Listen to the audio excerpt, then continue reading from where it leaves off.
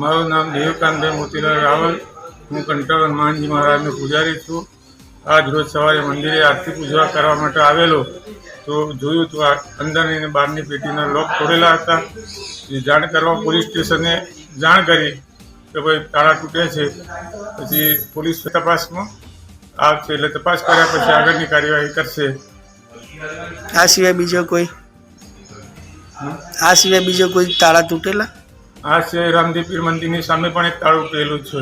આ બાબતે શું રજૂઆત છે તમારી?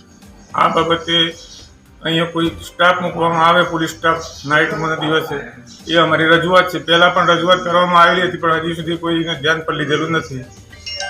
કુદરભાઈ નવાગામ રહેવાસી. સવારમાં કંટાળો હનુમાનને તારો તૂટે એવી ખબર મળી.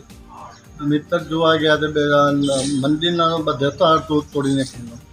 ત્યાર પછી રજૂઆત પહેલાં એસપી સાહેબ આવેલા, એમને રજૂઆત કરેલી તો ભાઈ હા ચાલો થઈ જશે. પણ એ વાતને આજે 15 દિવસ થયા.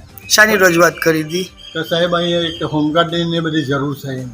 બરાબર. એ પ્રમાણે કે કોઈ હજી સુધી કોઈ કાર્યવાહી થઈ નથી. જો કાર્યવાહી થઈ હોત તો આ ઘટના બનતી નહીં.